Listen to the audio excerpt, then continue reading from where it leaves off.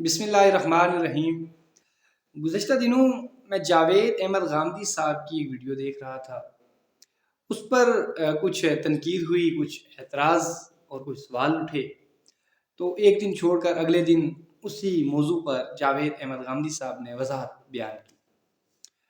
اب وہ وضاحت جب کر رہے تھے تو مجھے پتہ چل گیا کہ کس درجے کی بات تھی جس کی ان کو وضاحت کرنی پڑی ہے۔ تو میں یہ سوچنے لگا کہ آخر کون سی باتیں ایسی ہوتی ہیں جن کی وضاحت کرنی پڑتی ہے۔ میں نے کافی توقف کیا، مسئلے کو سمجھنے کی کوشش کی، اور 6 طرح کی باتوں کی میں نے نشاندہی اب تک کی ہے۔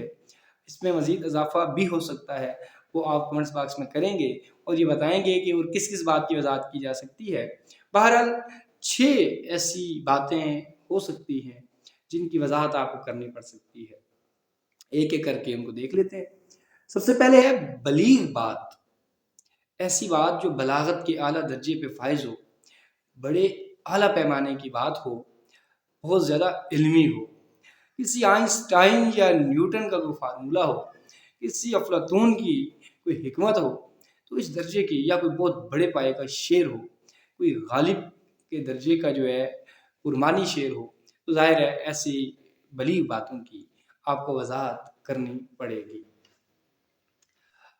اب جو ہے دوسرے نمبر پہ ہم دیکھتے ہیں کہ مبہم بات، ایسی بات جس میں کوئی ابہام پیدا ہو گیا ہو، یعنی کہ معنی تک پہنچنے کے لیے کچھ واسطے، کچھ کڑیاں کم ہوں، ابہام پیدا ہو جائے، اب بات ٹھیک سے کھلے نہ، تو ظاہر ہے ایک مبہم بات کی بھی وضاحت کرنی پڑے گی۔ تیسرے نمبر پہ جو میں نے بات سمجھی ہے وہ ہے جھوٹی بات۔ جھوٹی بات کی وضاحت بہت زیادہ کرنی پڑتی ہے۔ وہ آپ نے جس بھی مقصد کے لیے جھوٹ بولا، ظاہر ہے آپ چاہیں گے کہ سننے والے اس کو سچ سمجھیں، تو اپنی جھوٹی بات کو سچ ثابت کرنے کے لیے آپ کو بہت وضاحتیں کرنی پڑیں گی، بہت دلیلیں دینی پڑیں گی۔ اب یہ آپ پر ہے کہ آپ اپنی جھوٹی بات کو کس حد تک جو ہے سچ ثابت کر سکتے ہیں۔ بہرحال وضاحت تو آپ کو کرنی پڑے گی۔ اب چوتھے نمبر پہ ادھوری بات، بات ادھوری ہو تو مفہوم بدل جاتے ہیں، تنگی وقت ملاقات سے ڈر لگتا ہے۔ ادھوری باتیں بھی بعض اوقات وضاحت طلب ہوتی ہیں، ان کی وضاحت بھی کرنی پڑتی ہے۔ کمزور بات، اب آپ نے کسی کی خوشامد کرنے کے لیے، یا اپنی کم علمی کی بنیاد پر، یا اپنے کسی مفاد کو مد نظر رکھتے ہوئے کوئی کمزور بات کہہ دی ہے، اور اس پہ یا آپ کی مجبوری ہے یا آپ کی حماقت ہے کہ اب آپ کو اس بات کی وضاحت پیش کرنی پڑے گی اور اپنی کمزور بات کا دفاع کرنا پڑے گا، اس کے لیے دلیلیں لانی پڑیں گی، تو یہ کمزور بات جو ہوتی ہے اس کی وضاحت بھی کرنی پڑتی ہے۔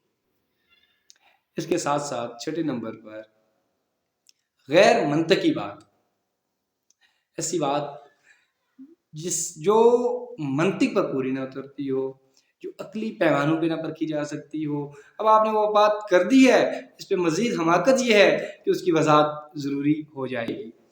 تو یہ 6 طرح کی ایسی باتیں میں نے دیکھی ہیں جن کی عموماً وضاحت کی جا سکتی ہے، مزید بھی ہوں گی کہ یہ اور پہلو بھی میرے پیش نظر ہیں۔ آپ کے ذہن میں کیا ہے کمنٹ باکس میں ضرور لکھیے گا۔ اب اگر کوئی آپ کے سامنے کسی بات کی وضاحت دے رہا ہو اور آپ کو یہ بات سمجھ لینی چاہیے کہ وہ کس درجے کی بات ہے جس کی وہ وضاحت کر رہا ہے، کیا وہ بلیغ بات ہے، کیا مبہم ہے، کیا جھوٹی بات ہے، کمزور بات ہے، ادھوری بات ہے، غیر منطقی بات ہے، آخر وہ کس بات کی وضاحت کر رہا ہے۔